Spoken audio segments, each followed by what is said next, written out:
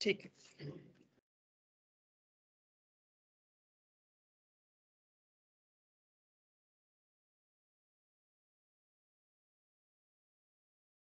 Topic के नाम से क्या लग रहा है? थर्मल वेलोसिटी ऑफ इलेक्ट्रॉन का मतलब क्या हो सकता है? Velocity of electron due to temperature. सही बात बोली?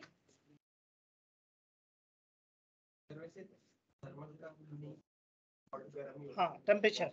तभी मैंने कहा टॉपिक के नाम से क्या लग रहा है? थर्मल वेलोसिटी ऑफ इलेक्ट्रॉन, यानी टेम्परेचर की वजह से इलेक्ट्रॉन के पास जो वेलोसिटी आती है उसको हम क्या बोलेंगे? Thermal velocity. ठीक है, तो ध्यान से देखना, ये हमारे पास एक मेटेलिक सिलेंडर है, तो क्या इसके अंदर इलेक्ट्रॉन होंगे? Free electrons. तो इलेक्ट्रॉन्स रेस्ट में या मूव कर रहे हैं? मूव कर रहे हैं। ठीक, सबको दिख रहा है? इलेक्ट्रॉन ए से जा रहा है बी पर, क्या ऐसा हो सकता है कि कोलाइड कर जाए? तो अगर बी पे कोलिजन हुआ तो उसकी डायरेक्शन बदल गई, सी पे चला गया, सी से हीट होकर वापस सी पे आ गया।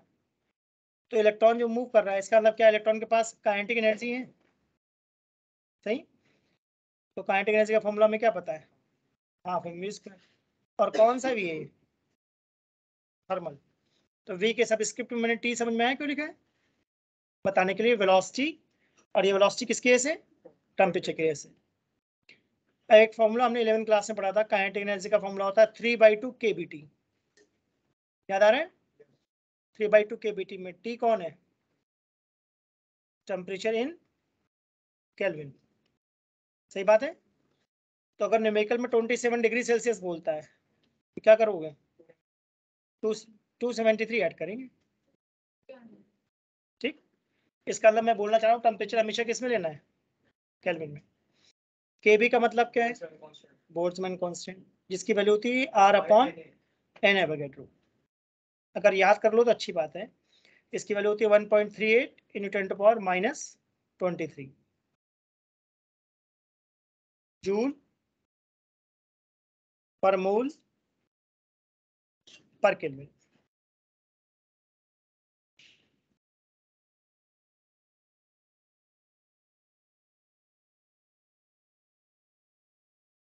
सॉरी, जूल पर केल्विन होगा, है ना, मोल नहीं आएगा, जूल पर केल्विन। तो इक्वेशन 1 और 2 को देखकर कुछ आइडिया लग रहा है? क्या हम हाफ एम वी स्क्वायर को 3/2 kBT कह सकते हैं?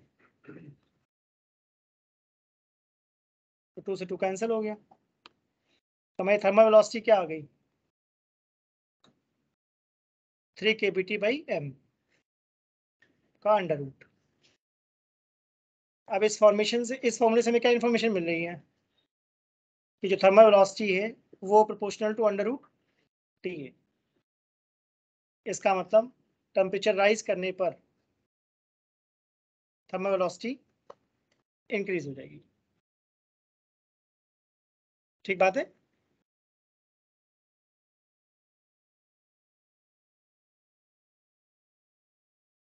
नोट में मैंने लिखा है एवरेज थर्मल वेलोसिटी इज 0। कोई बता सकता है एवरेज थर्मल वेलोसिटी 0 क्यों कह रहा हूँ? क्योंकि एवरेज वेलोसिटी का मतलब होता है total displacement by total time. अगर डायग्राम को ध्यान से देखो तो इलेक्ट्रॉन ए से गया बी, बी से गया सी, और सी से वापस ए पे आ गया, क्या तो डिस्प्लेसमेंट 0 हो गया। ठीक है ना? तो इसका मतलब थर्मल वेलोसिटी की वैल्यू कितनी आएगी? अगर मैं एवरेज बोलता हूँ तो 0, और अगर मैं इंस्टेंटेनियस बोलता हूँ तो √3 kBT/m। डिस्टेंस नहीं बेटा, डिस्प्लेसमेंट। मतलब जैसे ए से गया और सी से वापस ए पे आया, तो इसका मतलब A B C A, इसका मतलब वापस ए पे आ गया क्या, तो डिस्प्लेसमेंट 0। तो एवरेज थर्मल वेलोसिटी क्या होगी? 0। 1 मार्कर क्वेश्चन पूछ लेता है कभी कभी। एवरेज ले रहे हैं तो हम उस इंटरवल पे लेते हैं, इसका मतलब रैंडमली लोगी तो एवरेज 0 ही आएगा।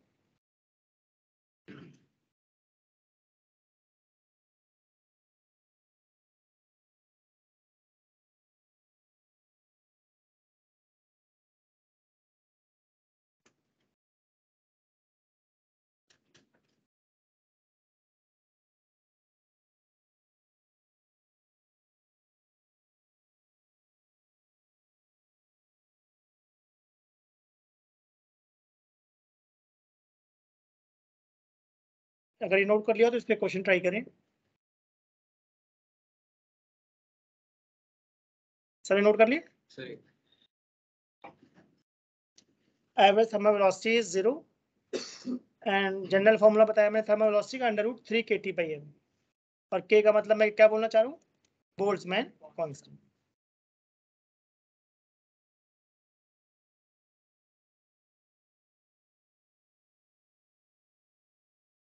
जिसका फॉर्मूला मैंने बताया R/Na। Na एवोगैड्रो नंबर है और R हमारा गैस कांस्टेंट, जो सॉल्व करके आता है 1.38 × 10⁻⁻23 जूल पर केल्विन।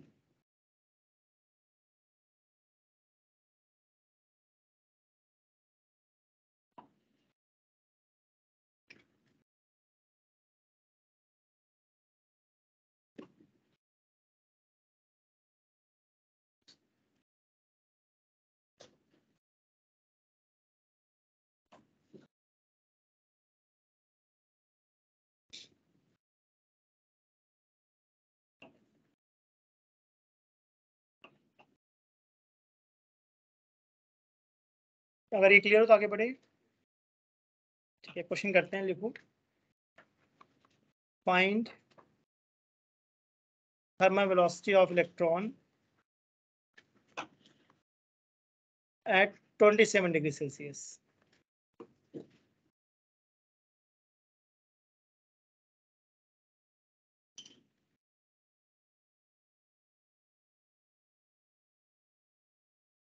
ठीक है, केवी की वैल्यू क्या थी हमारी? 1.3 10⁻⁻23, और टेम्परेचर केल्विन में कितना होगा? 300 डाल दो। हाँ, -23।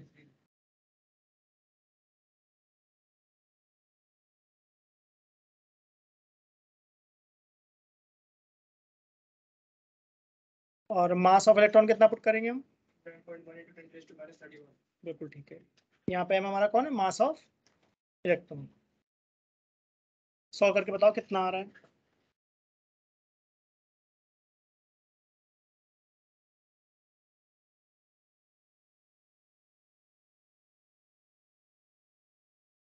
थोड़ा अप्रोक्सीमेट कर सकते हो। अगर अप्रोक्सीमेट करेंगे तो आ रहा है रूट के अंदर बता दो। रूट के अंदर आ रहा है 1.38 × 10⁻10। ठीक है, मुझे लगता है इस 3 से 9 कैंसिल कर दें क्या, और इस 3 से 300 कैंसिल कर दो तो 100 बन जाएगा। तो मुझे लगता है ये जाएगा, बन जाएगा 10⁻⁻23 × 100 × 10⁻+31।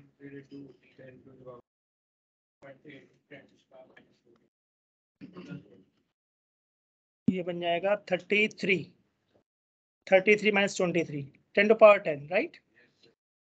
1.38 को अगर मैं ऑलमोस्ट 1.44 ले लूं, सही है, या 1.21 ले लिया, ऐसा मैंने क्यों लिया समझ में, जिससे मैं अंडर रूट आराम से निकाल पाऊँ।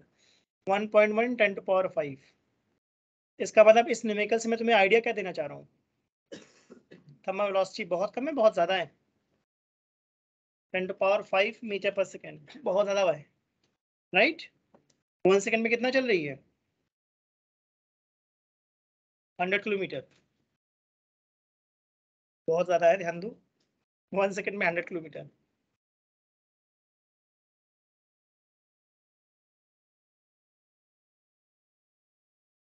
बट इसका इफेक्ट पता क्यों नहीं चलता? क्योंकि इलेक्ट्रॉन जब चलता है तो कोलाइड करता है। कोलिजन की वजह से क्या होता है? डिस्प्लेसमेंट 0 हो जाता है। नहीं, एनर्जी लॉस नहीं होता, कोलिजन इलास्टिक होता है। इसका मतलब मैं इस एग्जांपल से ये समझाना चाह रहा हूँ कि थर्मल वेलोसिटी की वैल्यू काफी ज्यादा होती है, बट उसका एवरेज इफेक्ट कितना है? 0, क्योंकि डिस्प्लेसमेंट क्या हो गया था? 0। अगर ये क्लियर हो तो आगे बढ़े।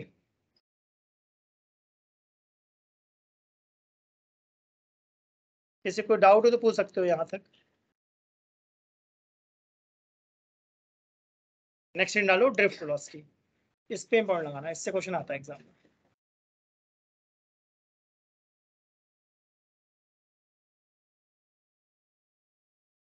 इससे एग्जाम में आता है, तो ये तो डेरिवेशन आएगी या न्यूमेरिकल आएगा।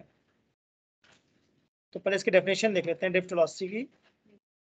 average velocity of electron due to electric field. Average velocity of electron due to electric field with which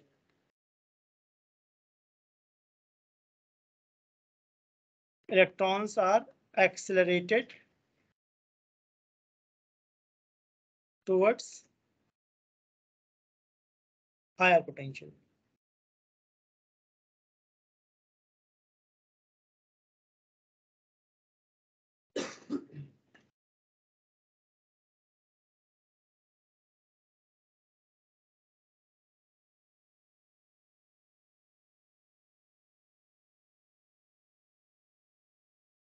Average velocity of electron due to which electric field, average velocity of electron bracket में मैंने क्या लिखा है due to electric field bracket में ये average velocity of electron with which electrons are accelerated towards higher potential.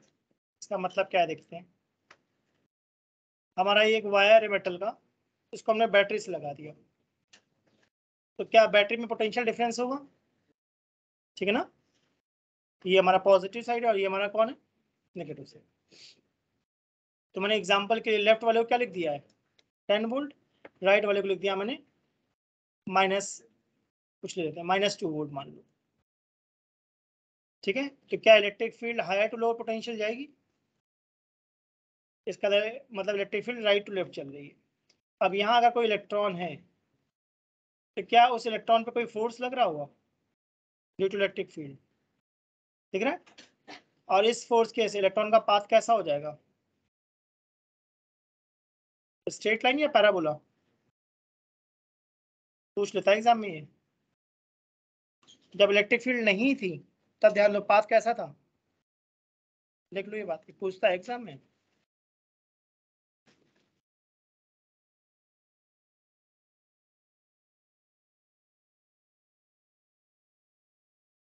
तो path straight line कब थी, जब हमने बैटरी नहीं लगाई थी। इसका मतलब इलेक्ट्रिक फील्ड क्या थी, 0। जब इलेक्ट्रिक फील्ड नहीं है तो पाथ कैसा होगा इलेक्ट्रॉन का, between two collision straight line, and overall path कैसा बोलूंगा, जिगजैग। जिगजैग पाथ समझते हो? अगर मैं बोलता हूँ जिगजैग पाथ, इसका क्या मतलब है,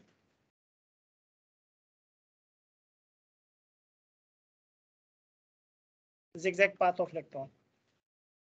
इसका मतलब स्ट्रेट लाइन में चलेगा, जैसे ही कोलिजन होगा उसकी डायरेक्शन बदल जाएगी, फिर से स्ट्रेट लाइन में चलेगा, फिर कोलाइड करेगा, फिर से पाथ बदलेगा।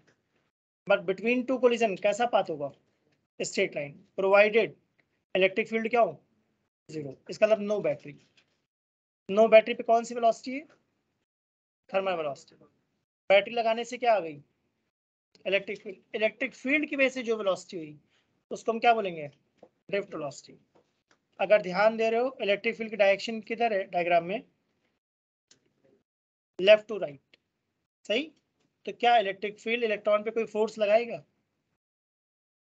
ठीक है ना। इलेक्ट्रिक फील्ड ने इलेक्ट्रॉन पे फोर्स लगाया जिसकी वजह से इलेक्ट्रॉन मूव करने लगा, तो इलेक्ट्रॉन को एक वेलोसिटी मिल गई। उस वेलोसिटी को हम क्या कह रहे हैं, ड्रिफ्ट वेलोसिटी। ड्रिफ्ट वेलोसिटी की डायरेक्शन इलेक्ट्रिक फील्ड के अपोजिट है। डायग्राम में देखो ध्यान से, electric field right to left जा रहा है तो इलेक्ट्रॉन किधर जा रहा है, electric field left to right है तो इलेक्ट्रॉन राइट टू लेफ्ट है। इसका मतलब ड्रिफ्ट वेलोसिटी किधर है, अपोजिट टू इलेक्ट्रिक फील्ड। सही बात बोली, देखो डायग्राम में, अपोजिट टू इलेक्ट्रिक फील्ड। और पाथ कैसा है, पैराबोलिक। एग्जाम में पूछता है पाथ कैसा है, तो क्या बोलोगे, पैराबोलिक।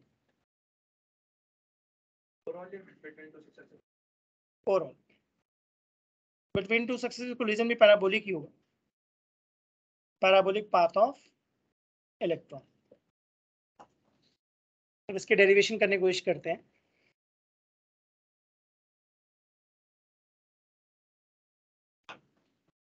पहले बताओ इलेक्ट्रॉन पे कोई फोर्स लग रहा है, क्यू ई, सही ना। क्या इस फोर्स को हम एम ए कह सकते हैं, चार्ज कितना है इलेक्ट्रॉन पे, -c। तो ये माइनस साइन से हमें क्या इंफॉर्मेशन मिल रही है, ये जो एक्सेलरेशन है वो अपोजिट टू इलेक्ट्रिक फील्ड है। Acceleration is minus small E capital E by M. ये हमारी क्वेश्चन फर्स्ट बन गई। माइनस साइन का मतलब है acceleration is opposite to electric field. ठीक बात बोली? Acceleration is opposite to electric field.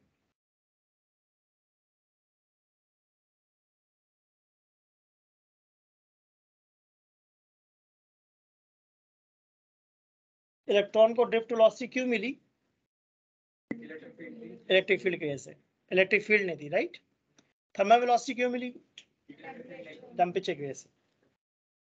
अगर पूछते हैं थर्मल वेलोसिटी क्यों है तो क्या लिखोगे? टेम्परेचर की वजह से। और ड्रिफ्ट वेलोसिटी क्यों है? इलेक्ट्रिक फील्ड की वजह से। हाँ, ये हमने फोर्स ऑन इलेक्ट्रॉन निकाला है। अगर ये नोट हो गया तो आगे बढ़े।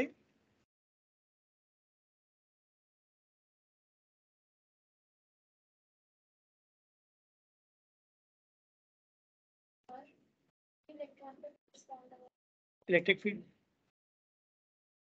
मैंने बोला था इलेक्ट्रिक फील्ड की वजह से फोर्स लग रहा है, उस फोर्स की वजह से एक्सेलरेशन लग रहा है, उस एक्सेलरेशन की वजह से वेलोसिटी आ रही है। इसी वेलोसिटी को हम ड्रिफ्ट वेलोसिटी कहते हैं। उसकी डेरिवेशन करेंगे भी हम। अगर नोट हो गया तो आगे बढ़े। अब ये बताओ, क्या हमें ये फॉर्मूला पता है? v equal to U plus A T. सही बात है। मैंने स्केलर फॉर्म में लिखा है वेक्टर फॉर्म में? v1 u1 t1। ध्यान देना, a1 नहीं लिखा मैंने। क्यों नहीं लिखा, किसी को आइडिया? एक्सेलरेशन सबका सेम होगा। फॉर्मूले से देखो, एक्सेलरेशन का क्या फॉर्मूला था? Minus small E capital E by M. Small E हमारा क्या है? चार्ज, जो कि कांस्टेंट है इलेक्ट्रॉन पे। स्मॉल एम क्या है? मास, जो कि इलेक्ट्रॉन का मास कांस्टेंट होता है। इलेक्ट्रिक फील्ड भी कांस्टेंट है। इसका मतलब सारे इलेक्ट्रॉन्स का एक्सेलरेशन कांस्टेंट है। वेलोसिटी अलग अलग हो सकती है। ठीक है, ठीक है। वैसे मैंने लिखा V N is equal to U N plus A T N. ठीक बात है। सबको ऐड कर दिया तो क्या बन जाएगा ये? v1 plus v2 dot dot dot vn equal to u1 plus u2 plus dot dot dot un।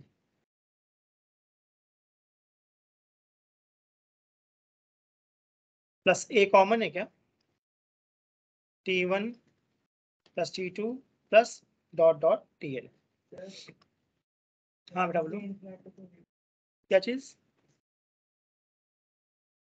क्योंकि जो हम लोग एवरेज निकालते हैं ना, हम फाइनाइट इंटरवल के लिए एवरेज निकालते हैं। हाँ, एवरेज का मतलब क्या होता है? x1 plus x2 plus dot dot dot xn upon n। तो फाइनाइट के लिए सॉल्व कर सकते हैं। अब मैंने सबको क्या कर दिया? डिवाइड। किससे? n से। क्योंकि हम लोग एवरेज निकालने की कोशिश कर रहे हैं क्या। तो ये जो हमारी फाइनल वेलोसिटी आई है एवरेज, इसी को हम क्या बोलते हैं? Drift velocity. सही है। जो इनिशियल एवरेज थी उसको मैंने क्या लिखा है? Average thermal velocity. जब इलेक्ट्रॉन मूव करता है क्या कोलाइड करता है? कभी कोलिजन t1 टाइम में हो रहा है, कभी t2 टाइम में हो रहा है, कभी t3 टाइम में हो रहा है। तो इन सारे टाइम के एवरेज को मैंने सिंबल क्या दे दिया है? टाउ। जिसका मतलब मैं क्या लिखना चाह रहा हूँ? एवरेज टाइम ऑफ कोलिजन कह दूं। इसका मतलब ऑन एन एवरेज दो कोलिजन के बीच में कितना टाइम लग रहा है। क्या हमें एक्सेलरेशन की वैल्यू पता है? क्या था? Minus small E capital E by M into tau. तो हमारा ड्रिफ्ट वेलोसिटी का फॉर्मूला क्या बन गया? Minus small E capital E tau by M. इसकी डेरिवेशन आती है एग्जाम में। ये माइनस साइन क्या बता रहा है? कि drift velocity is opposite to electric field. ठीक बात बोली? Drift velocity is opposite to electric field. अगर नोट लिखोगे तो टेम्परेचर बढ़ाने पर क्या इलेक्ट्रॉन फास्ट मूव करेंगे? अगर फास्ट मूव करेंगे तो कोलिजन जल्दी जल्दी होगा क्या? कोलिजन जल्दी जल्दी होगा तो इसका मतलब टाउ पे क्या इफेक्ट पड़ेगा? कम होगा। अगर टाउ कम हुआ तो ड्रिफ्ट वेलोसिटी कम हो जाएगी। तो एग्जाम में एक क्वेश्चन पूछता है कि टेम्परेचर से क्या इफेक्ट पड़ता है ड्रिफ्ट वेलोसिटी पे।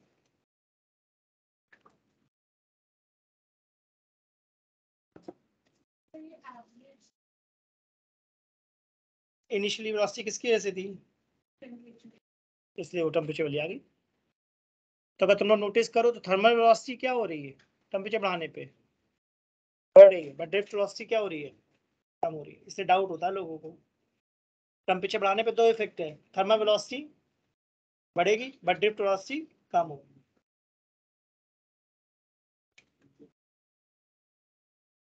एवरेज थर्मल वेलोसिटी को मैंने 0 लिख दिया, राइट? ये सब समझ में आया था? एवरेज थर्मल वेलोसिटी को मैंने क्या डाल दिया था? 0। एक्सेलरेशन कितना आया था? Minus small E capital E by M. ये तो इस पे एग्जाम में डेरिवेशन पूछेगा या कॉन्सेप्चुअल क्वेश्चन पूछेगा, क्योंकि अभी हमने पीछे पढ़ा था। हमने क्या पढ़ा था? तो नोट करके लिखा था ना मैंने, ठीक है ना? इसका अलग कोई पॉइंट बता रहा हूँ, कहीं ना कहीं आगे यूज होगा, इसलिए मैं बता रहा हूँ। जैसे यहाँ देखो, मैंने रेड कलर से एक नोट बनाया, नहीं बनाया? यानी ये नोट इंपॉर्टेंट बात है क्या? टेम्परेचर बढ़ाने पर टाउ कम होगा, ड्रिफ्ट वेलोसिटी कम होगी, बट थर्मल वेलोसिटी बढ़ेगी।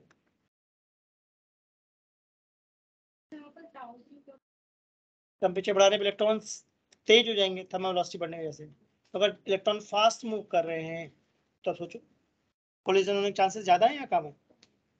बहुत ज्यादा है। अगर इलेक्ट्रॉन बहुत तेज चलेंगे तो बहुत जल्दी जल्दी कोलाइड करेंगे। जल्दी जल्दी कोलाइड करेंगे मतलब टाइम कम होगा। एक कार चल रही है रोड पर 20 किलोमीटर पर आवर से, तो उसके कोलिजन होने चांसेस बहुत कम है ना। और एक कार चल रही है 200 किलोमीटर पर आवर से, तो सोचो बहुत जल्दी जल्दी हिट करेगी या नहीं करेगी? तो जितना लिखवा देता हूँ, देखो नोट करके लिखवा देता हूँ। हाँ ये नोट लिखवा देता हूँ बेटा, फिर दोबारा देखें नोट। देखो मैं क्या बताना चाह रहा हूँ। अगर हमने टेम्परेचर को राइज करा तो थर्मल वेलोसिटी क्या हो जाएगी? बढ़ जाएगी। थर्मल वेलोसिटी बढ़ने से क्या हुआ? कुछ नहीं, तो मैंने लिखा मोर फ्रीक्वेंट कोलिजन।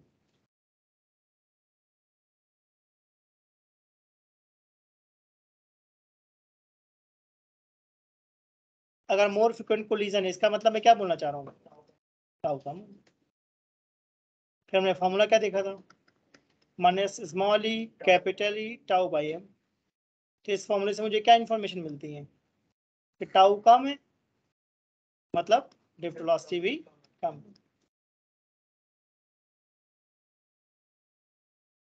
तो एग्जाम में ऐसा कॉन्सेप्चुअल क्वेश्चन पूछता है।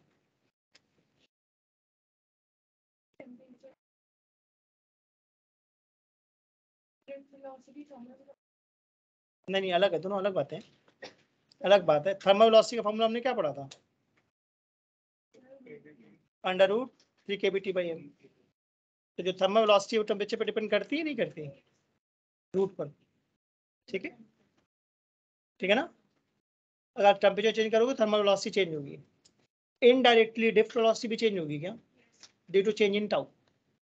और दोनों का नेचर अपोजिट है। इसका मतलब टेम्परेचर बढ़ाने पे थर्मल वेलोसिटी तो बढ़ गई थी बट ड्रिफ्ट वेलोसिटी कम हो गई, इसलिए कंफ्यूजन होता है। ध्यान से देख लो, टेम्परेचर बढ़ाने पर थर्मल वेलोसिटी मैंने क्या बोला है?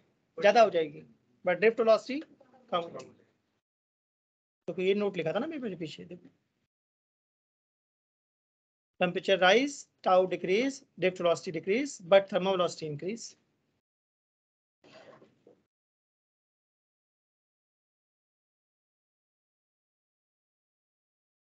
अगर ये क्लियर हो तो आगे बढ़े। ठीक है, ठीक है। नेक्स्ट डालो इलेक्ट्रॉन डेंसिटी। हाँ, इलेक्ट्रॉन डेंसिटी स्मॉल एन से लिखते हैं। इलेक्ट्रॉन डेंसिटी का मतलब होता है number of electrons per unit volume. Electron density का मतलब मैंने क्या बताया, number of electrons per unit.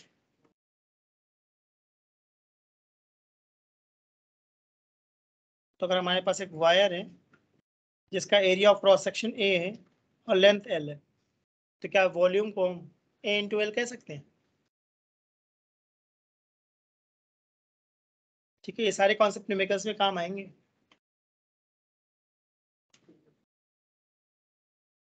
Electron density का सिंबल मैंने क्या दिया, small N, right.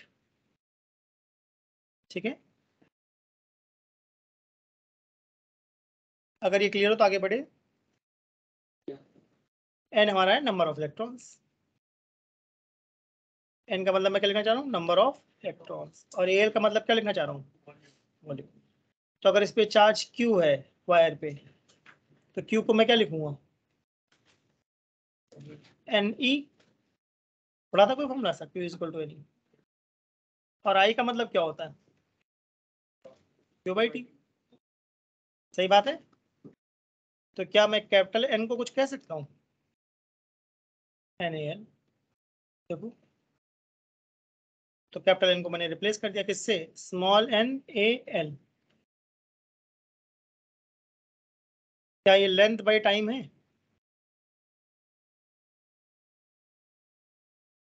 Length by time यानी डिस्टेंस बाई टाइम। तो उसको मैं क्या लिखना चाहता हूँ, स्पीड। ठीक है, तो आई का फॉर्मूला क्या हो गया, N A V D.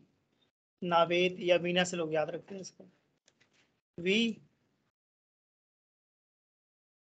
E N ए। तो देखो करंट का फॉर्मूला और आ गया क्या हमारे पास। हमने पहले पढ़ा था I is equal to Q by T, या I is equal to D Q by D T. ठीक है ना। आज हमने क्या देखा, आई का फॉर्मूला क्या है, N A V D, Naved. N कौन है, electron density, electron density. A कौन है, area of cross section. VD कौन है, ड्रिफ्ट वेलोसिटी। और स्मॉल ई कौन है, चार्ज ऑन इलेक्ट्रॉन। नोट कर लो इसे।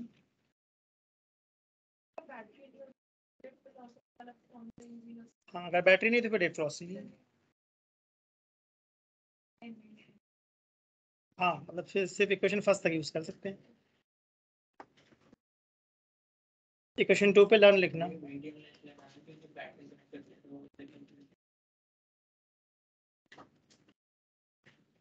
बैटरी का मेन काम क्या है, इलेक्ट्रिक फील्ड क्रिएट करना। उस इलेक्ट्रिक फील्ड का काम क्या है, इलेक्ट्रॉन को पुश करना।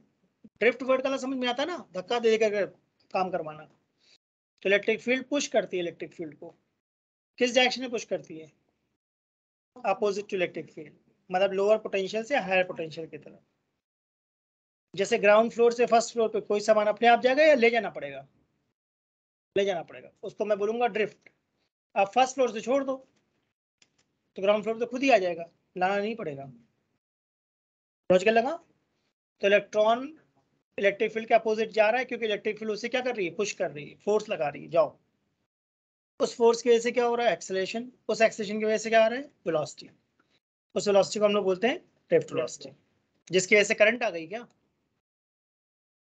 ध्यान दिया, जिसकी वजह से करंट आ गई।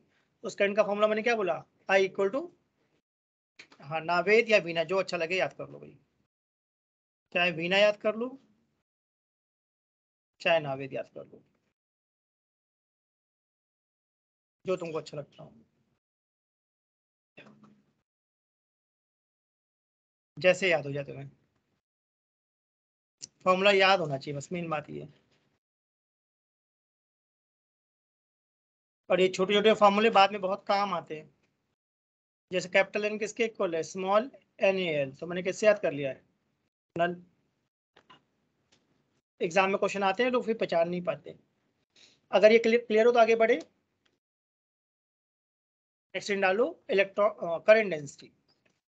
इलेक्ट्रॉन डेंसिटी बता दिया ना, अब हेडिंग डालो करंट डेंसिटी।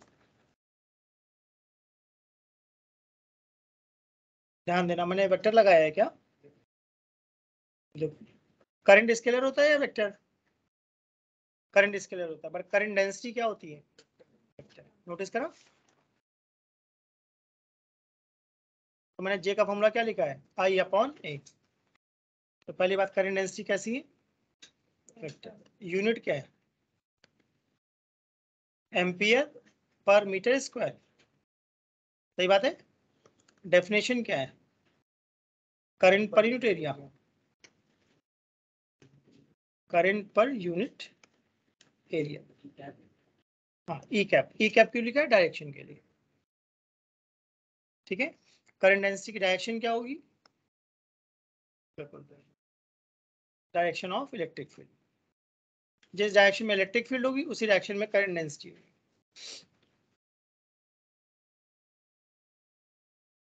क्या आई का फॉर्मूला पढ़ा हमने, वीना, सही बात है ना, अपॉन ए। इसका मतलब मैं क्या बताना चाह रहा हूँ, एरिया कैंसल आउट हो गया क्या, तो जे किस पे डिपेंड करेगा, वी डी, ई और एन पे, यानी ड्रिफ्ट वेलोसिटी पर, ई पर और एन कैप पर।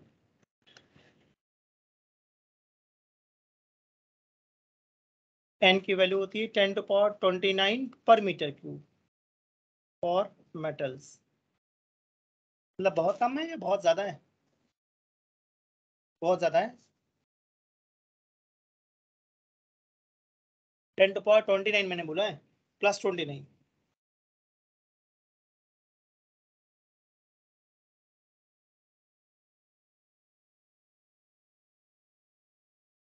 और जो ड्रिफ्ट वेलोसिटी थी इसकी वैल्यू मैंने लिखी है, रफली होती है 1 मिलीमीटर पर सेकेंड। बहुत कम है, बहुत ज्यादा है, बहुत कम है, 1 मिलीमीटर चलती खाली।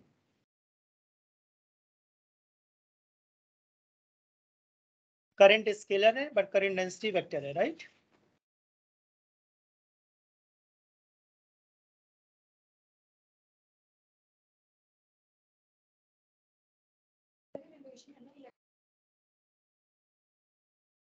इलेक्ट्रॉन डेंसिटी और करंट डेंसिटी में रिलेशन है।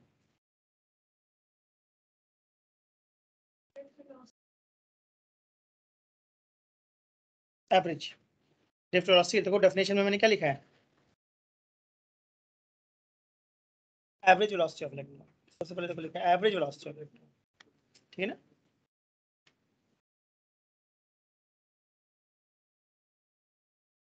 अगर ये हो गया तो आगे बढ़े,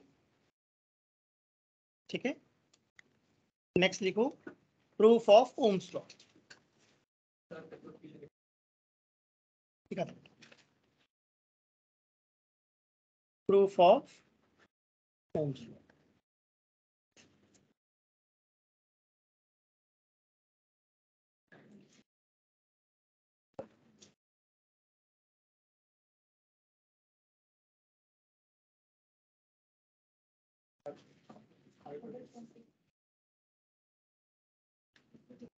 ठीक है। तो प्रूफ ऑफ ओम्स लॉ का मतलब है, ओम्स ने क्या बताया था, V is proportional to I, मतलब V बाई I कांस्टेंट है क्या, क्या उस कांस्टेंट को हम लोग R कहते हैं, ठीक है ना। चलो देखते हैं वे कैसे प्रूफ करेंगे, इससे भी इंपॉर्टेंट लगाना आता है एग्जाम में काफी। फिजिक्स की जो डेरिवेशन है, क्या ये फंडामेंटल बात है, अगर डेरिवेशन समझोगे तो बहुत ज्यादा अंडरस्टैंडिंग आती है, और फॉर्मूला भी रिटेन होता है क्या, ठीक है। तो कोशिश करते हैं बनाने की। ओम्स लॉ क्या कहता है, V बाई I निकालो, राइट। आज हमने पढ़ा I का फॉर्मूला क्या है, V ना, V E N, यहाँ तक कोई दिक्कत नहीं ना। क्या आज मैंने ड्रिफ्ट वेलोसिटी का भी कोई फॉर्मूला बताया था, small E capital E tau by M. मैंने माइनस क्यों नहीं डाला, क्योंकि मॉड लिखा है, सही बात है। तो क्या एम न्यूमरेटर में चला जाएगा, सही है। नीचे क्या बचा, N E square A tau ई, ठीक बात है ना। क्या हमने कभी ऐसा कोई फॉर्मूला पढ़ा, electric field is V by L, पढ़ा है। इसका मतलब मैं क्या सोच रहा हूँ, N E square A tau, और इलेक्ट्रिक फील्ड को क्या डाल दो, V बाई L। ये भी और ये भी गया क्या, ये कैपिटल वी है राइट, मतलब पोटेंशियल।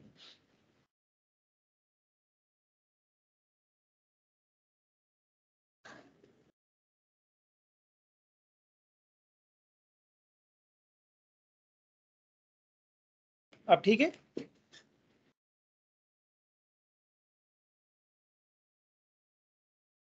तो क्या आ गया हमारा ये ml upon n e square a tau. ठीक है, क्या m कांस्टेंट है, मास ऑफ इलेक्ट्रॉन, क्या लेंथ कांस्टेंट है। तो 10th क्लास की जो डेफिनेशन थी ओम्स लॉ की वो कुछ ऐसी थी, at constant temperature.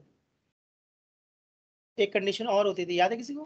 Physical properties are kept constant. दो बातें होती थी, at constant temperature and physical properties means physical dimensions are constant, मतलब लेंथ और एरिया को चेंज ना करो एंड टेम्परेचर को कांस्टेंट रखो, तब v बाई आई का रेशियो क्या होगा, कांस्टेंट, या v इज प्रोपोर्शनल टू आई। तो ऐसा क्यों कह रहा है, देखो फॉर्मूले से v बाई आई कितना आ गया, m constant. Physical properties change नहीं होनी चाहिए, नहीं लेंथ को क्या रखना है, कांस्टेंट। स्मॉल n क्या है, नंबर डेंसिटी जो कांस्टेंट होता है। ए कौन है, एरिया जो कांस्टेंट है। अगर टेम्परेचर कांस्टेंट है तो टाउ भी क्या है, इसलिए ओवरऑल ये सारा कांस्टेंट आ गया क्या। ठीक बात बोली, ये हमने क्या प्रूफ कर दिया, ओम्स लॉ, कि v बाई आई एक कांस्टेंट आ गया, उस कांस्टेंट का नाम क्या है, r।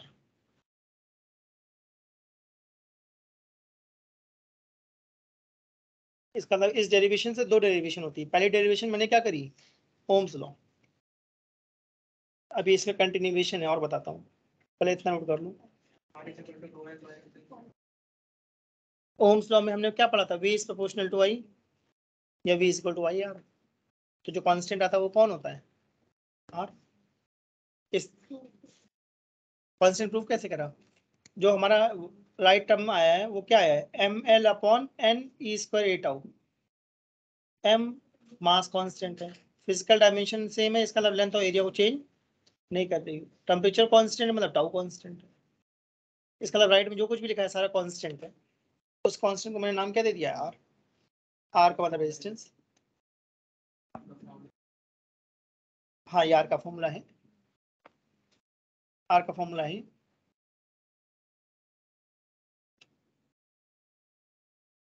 वो भी आगे बताऊंगा, देखना क्या बताना चाह रहा हूँ।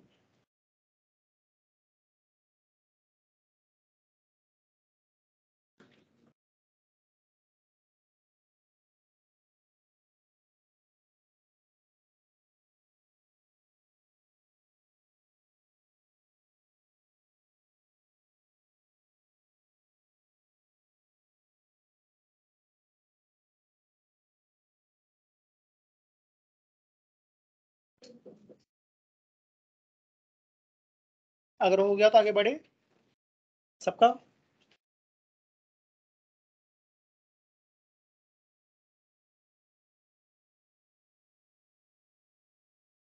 ठीक है, देखो ध्यान से, एग्जाम में एक और प्रूफ आता है।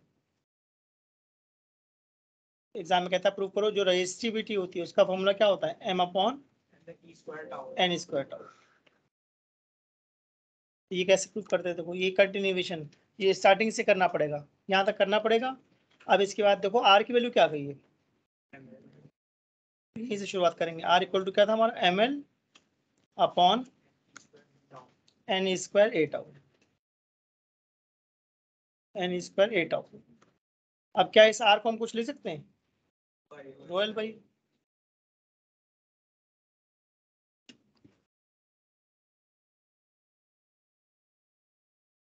तो क्या एल और ए गया, तो रो हमारा कितना आ गया, M upon N square tau. अब ये फॉर्मूला देखो मैंने याद कैसे करा है, क्या एन स्क्वायर टाउ को मैं कह सकता हूँ एन ई ई टाउ। नीट, नीट का एग्जाम होता है राइट, तो मैंने क्या याद कर लिया, रो किसके इक्वल है, M upon NEET.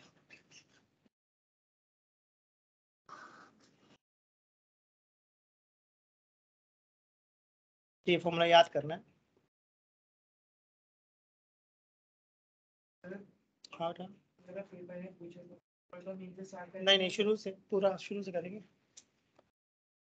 Ohm's law से शुरुआत करेंगे, मतलब ये ऐसा फॉर्मूला यूज नहीं कर सकते, ये ऐसा फॉर्मूला यूज नहीं कर सकते। ठीक है, अब ध्यान से देखना मैं बताना क्या चाह रहा हूँ। अगर टेम्परेचर राइज करोगे तो टाउ पे क्या इफेक्ट पड़ा था, तो रो ध्यान दिया, फॉर्मूले को देखो ध्यान से।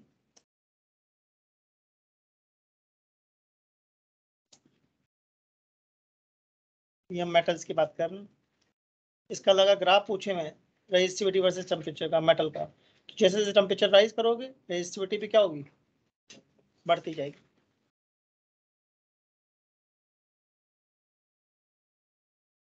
अगर मैं पूछता हूँ कंडक्टिविटी क्या है,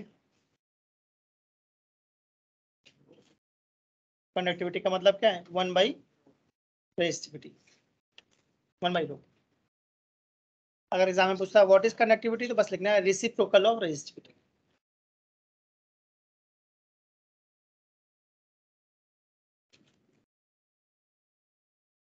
कंडक्टिविटी का मतलब है रेसिप्रोकल ऑफ रेजिस्टिविटी।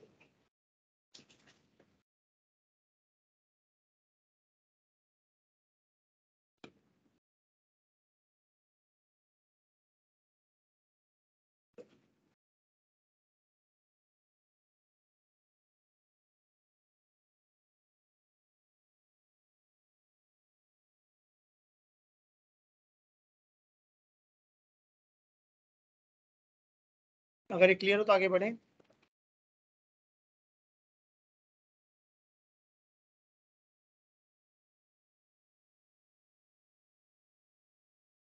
फॉर्मूले याद करते जाओ साथ के साथ। रो का फॉर्मूला क्या है, एम अपॉन नीट। आर का फॉर्मूला क्या है, rho L by A. V by I constant है जिसको हम लोग आर कहते हैं। ड्रिफ्ट वेलोसिटी है minus small E capital E tau by M. I का फॉर्मूला है वीना, वीना वी डी ई एन है। Current density I by A, current density vector है, करंट स्केलर है। ठीक है ना, ठीक है ना।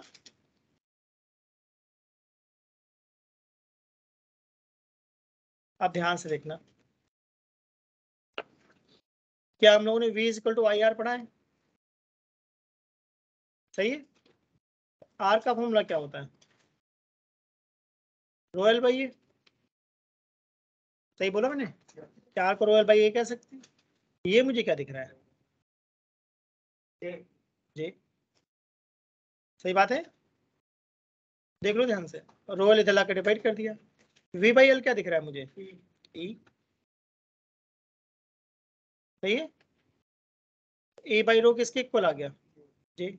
ए इक्वल टू क्या हो गया, रो जे।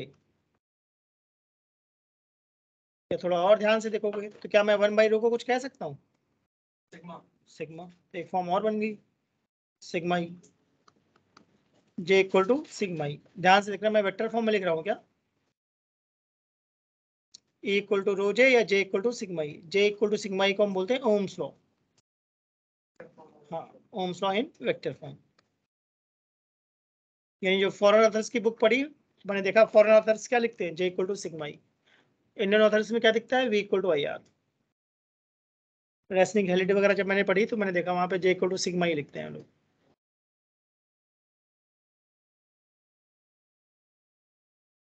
या एरोडो में भी जे इक्वल टू सिग्मा ही फॉलो करते हैं। जी हमारा कौन है, करंट डेंसिटी। सिग्मा क्या है, conductivity.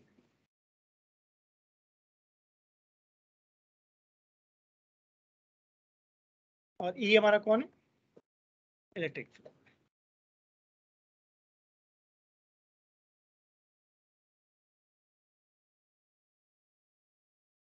J equal to sigma E या ई इक्वल टू रो जे।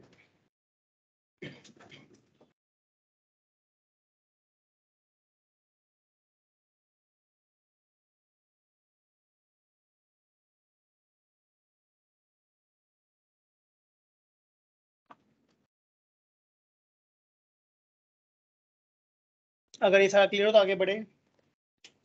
अब इससे क्वेश्चन करा दूं मैं।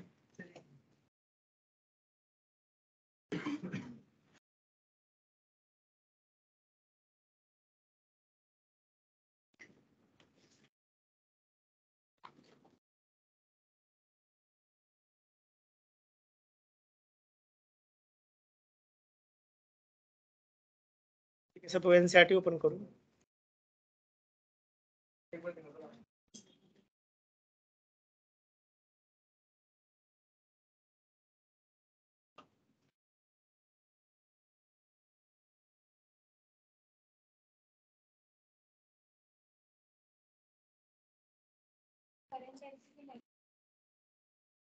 वेक्टर में हो सकता है, नेगेटिव मतलब डायरेक्शंस हो सकते हैं, पॉसिबल है।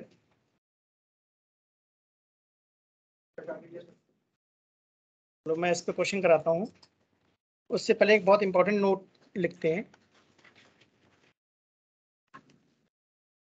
एग्जाम में ये कॉन्सेप्चुअल क्वेश्चन पूछते हैं, तो देखना ध्यान से।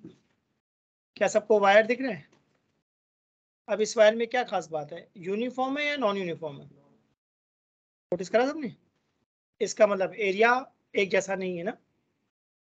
अगर करंट को देखें, करंट लेफ्ट टू राइट जा रही है, तो एरिया कम होता जा रहा है क्या?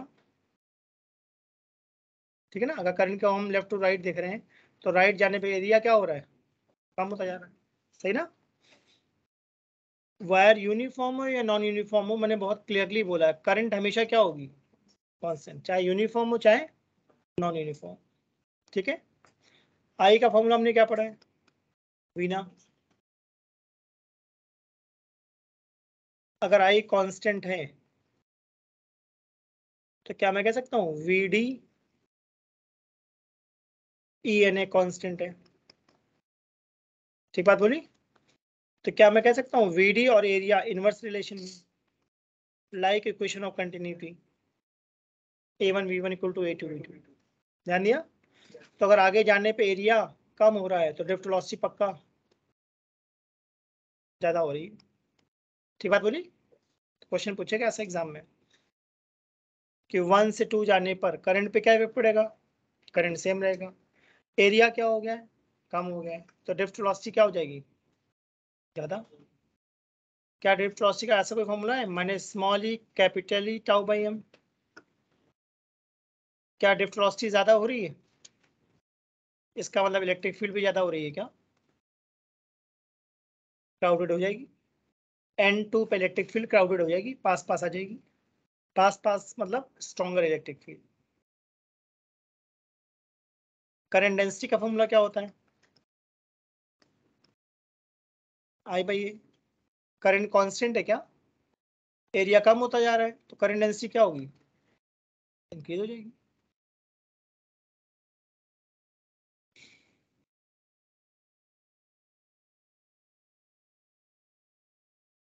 काफी आता है, काफी इंपॉर्टेंट क्वेश्चन है ये। मैंने सीबीएसई में, नीट में, जेई मेंस, जेई एडवांस, हर एग्जाम में देखा ये क्वेश्चन मैंने।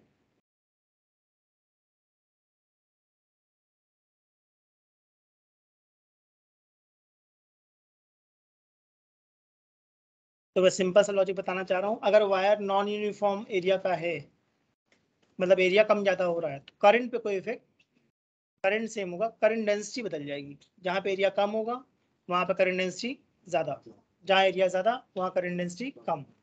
फिर मैंने एक आइडिया और दिया, like equation of continuity A1 V1 equal to A2 V2। समझ पा रहे हो मैं क्या बोलना चाह रहा हूँ? जहाँ एरिया कम होगा वहाँ वेलोसिटी ज्यादा होगी, जहाँ एरिया ज्यादा होगा वहाँ वेलोसिटी कम होगी। तो मैंने जो एग्जांपल लिया, एंड 1 और 2 को देखो, तो 2 पे एरिया क्या है? कम है, तो ड्रिफ्ट वेलोसिटी ज्यादा होगी। एग्जाम में कॉन्सेप्चुअल क्वेश्चन पूछेगा इनसे।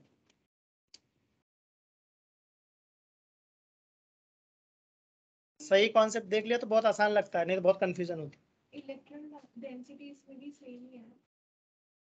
वो तो कांस्टेंट है, प्रॉपर्टी ऑफ मटेरियल है।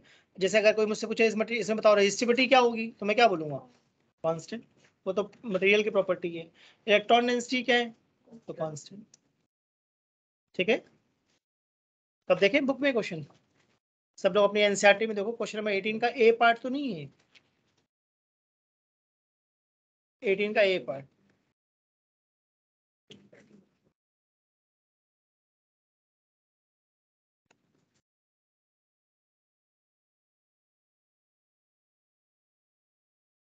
करंट कांस्टेंट, बढ़िया। और चीजों पे क्या इफेक्ट पड़ रहा है देख लूं।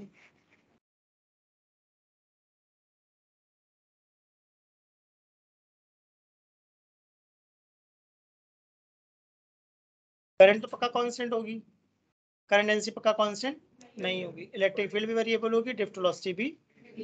अगर रेजिस्टिविटी बोलता तो कांस्टेंट, इलेक्ट्रॉन डेंसिटी बोलता तब भी कांस्टेंट। ठीक है, लिख लो ये बात।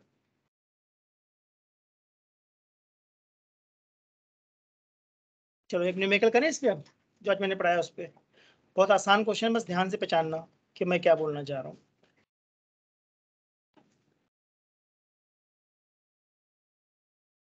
मैं चाहता हूँ क्वेश्चन नंबर 13 करना, तुम लोग हेल्प करोगे मेरी। सब रीड को डिस्कस करते हैं।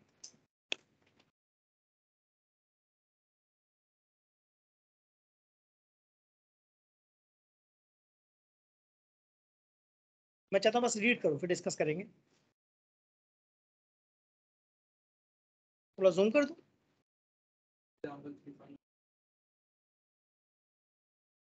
उससे कोई मतलब नहीं है। Number density of electron is this, काम खत्म। ठीक,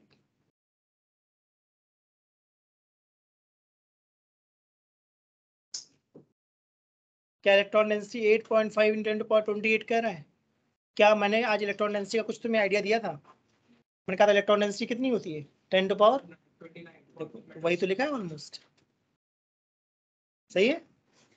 how long does an electron take to drift from one end of wire 3 metre long to its other end? तो हमारे पास वायर की लेंथ कितनी है, और क्वेश्चन में पूछ क्या रहा है?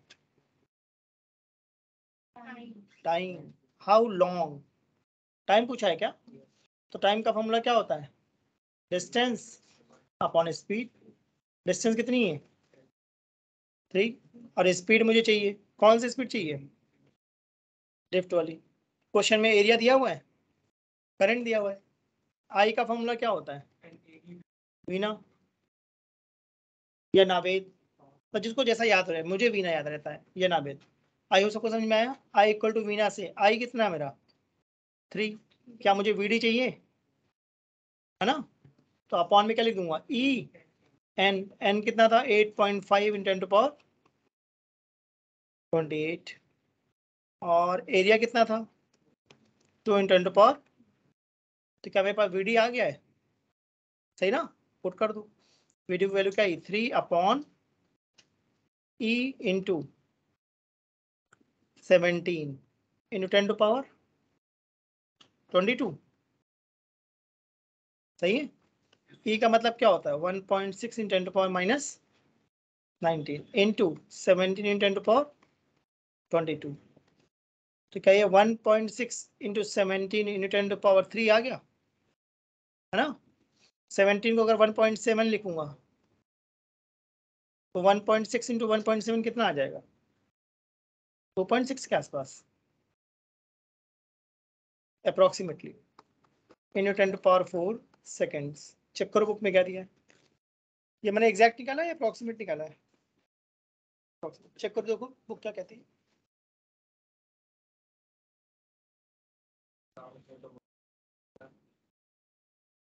निकल जाता है बेटा, अगर कॉन्सेप्ट समझ में आता है ना तो कैलकुलेशन करना बड़ी बात नहीं है। मेन बात है कॉन्सेप्ट समझ में आना चाहिए कि बताना क्या चाह रहे हैं।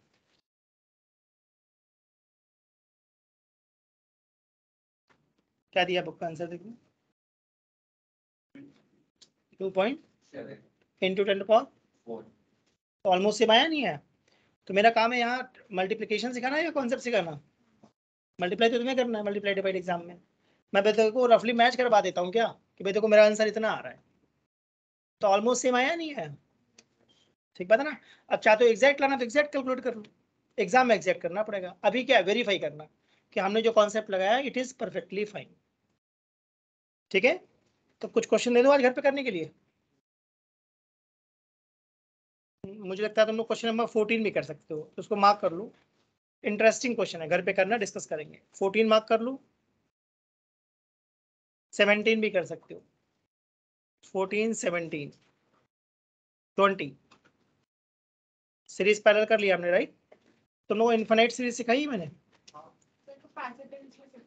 ठीक है। तो 21 एक बार ट्राई करना, 21 भी मैंने कहा इन्फिनाइट सीरीज, जो अरेंजमेंट है वो बाकी सब आएगा, एक्सलेक्ट करते हैं। वही 21 वही है। तो ये 4 क्वेश्चन करके लाने, नेक्स्ट क्लास में डिस्कस करेंगे। और नेक्स्ट क्लास में मैं तुम लोगों को सेल्स पढ़ाऊंगा, सेल वाले क्वेश्चन कैसे करते हैं।